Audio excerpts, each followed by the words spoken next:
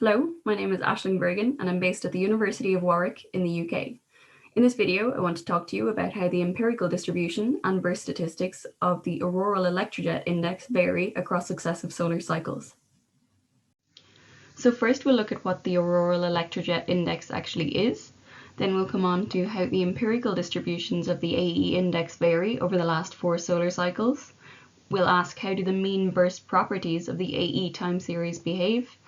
We'll investigate how the time series burst analysis results relate to the empirical cumulative distribution, and we'll finish with some conclusions. The auroral electrojet index is a geomagnetic index. It's based on up to 12 stations which are distributed throughout the auroral zone, and it was designed originally to measure the global electrojet activity in this region. The AE index spans the last 4 solar cycles, so that's over 40 years, and we consider AE index records which have 1-minute cadence. Firstly, we'll consider the cumulative distribution functions, or CDF, in which we'll take the rank-ordered observations and plot them on the x-axis, and on the y-axis we plot the rank order divided by the total number of observations in the sample. In this way, for any value c of x, we have the fraction of observations that are less than or equal to x.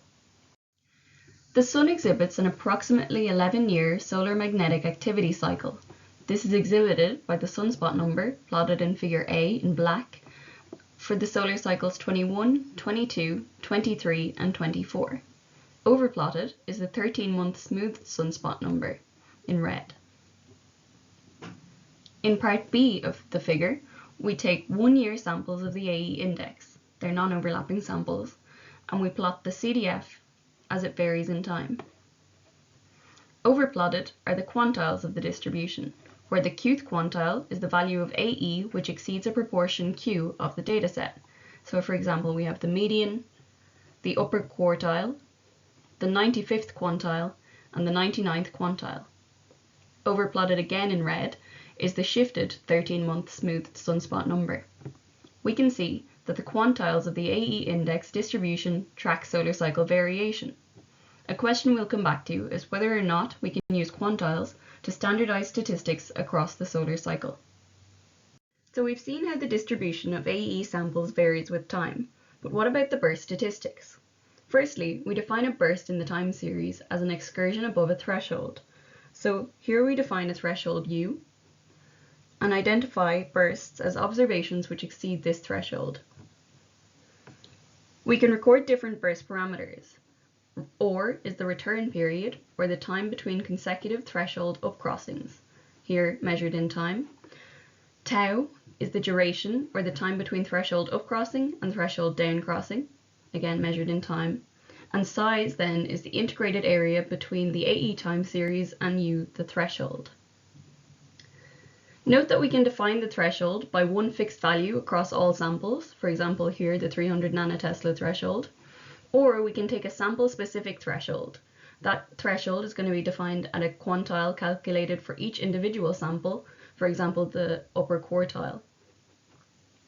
Quantifying space weather risk requires understanding how burst duration and return period vary with the strength of each solar cycle. Now we see how burst statistics for bursts at fixed value thresholds vary with the solar cycle. In all figures, we plot the rescaled sunspot cycle in grey with dashed lines at minimum and dotted lines at maximum. Non-overlapping consecutive 1-year samples of the AE index are selected across solar cycles 21 to 24. Bursts above a fixed value threshold of 500, 700, and 900 nanoteslas are identified in each sample. The mean burst return period and duration are calculated for each. Burst duration shows a trend which follows the solar cycle activity, seen in figure A. The peak in duration is not exactly aligned with solar cycle maximum. Burst return period would intuitively be expected to be anti-correlated with the sunspot number. Return periods plotted in B, and again in C with a zoom on the y-axis, are seen to be shortest in the declining phase of the solar cycle. The longest return periods do correspond with solar cycle minimum for cycles 22, 23, and 24. The The minimum before the notably weak cycle 24 shows a very large return period. The duration return period is plotted in figure D. It can be thought of as an activity parameter. It'll be larger when events are longer and or are closer together, signifying a geomagnetically active period. It'll be smaller when there is lower or less frequent geomagnetic activity. Figure D shows that the duration return period ratio exhibits solar cycle-like variation, peaking in the declining phase of the solar cycle. But what about when we use sample-specific quantile thresholds? Again, we select non-overlapping consecutive one-year samples of the AE index. Bursts are identified above a sample-specific threshold at the 85th, the 95th, and the 99th quantile of each annual sample. The mean burst return period and mean burst duration are plotted. Mean duration variation shows peak in duration is closely aligned with the sunspot number. Troughs in duration align with the declining phase of the solar cycle. Using a quantile threshold, we no longer see such a huge peak in the return period of the weak cycle 24. This is interesting from a solar cycle classification point of view. It shows that as translated by the magnetosphere, the weak cycle 24 doesn't behave differently from the previous cycles in terms of burst statistics. Overall, the variation of the mean return period is seen to flatten out. The duration return period ratio is linear. We'll address this in the next slide. But overall, the quantile threshold results in smoothing out the extreme solar cycle variation.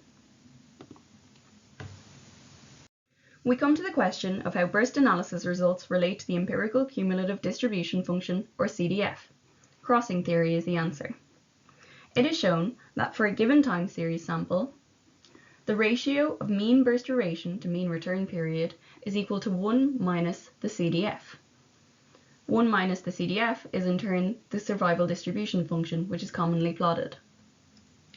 So we see that by choosing a quantile threshold in the previous example, the mean duration to mean return period ratio was fixed.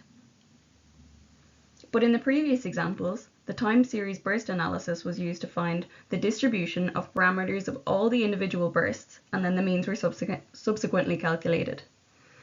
The figure on the right demonstrates how, for increasing burst thresholds, the number of bursts identified decreases as expected.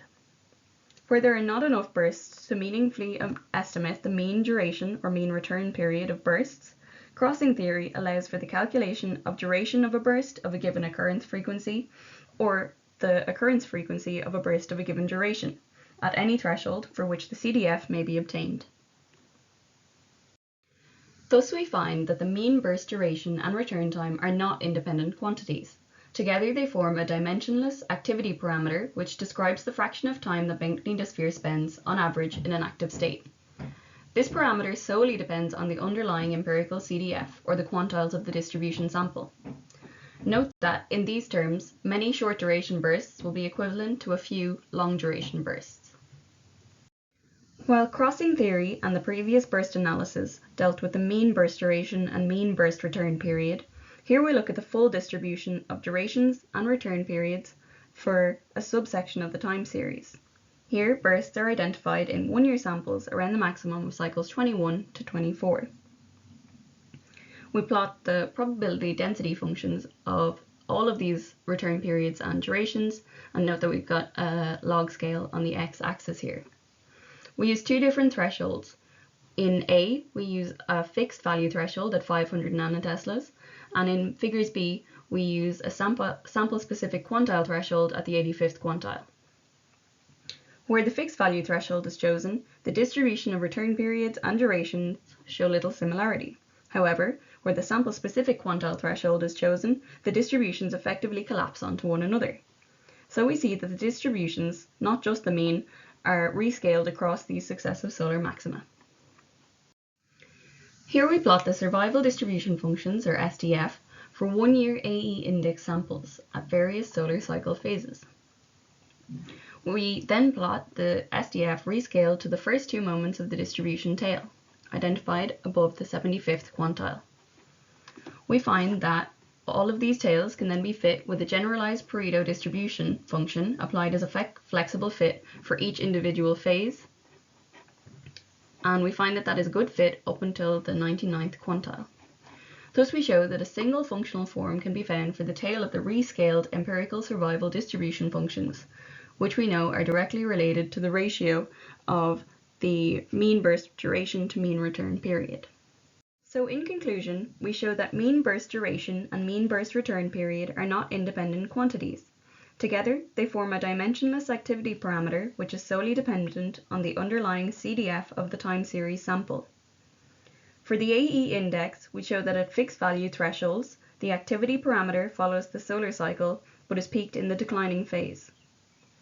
When we consider the full distribution of burst parameters for bursts over sample-specific quantile thresholds, we see that PDFs are standardized across solar maxima.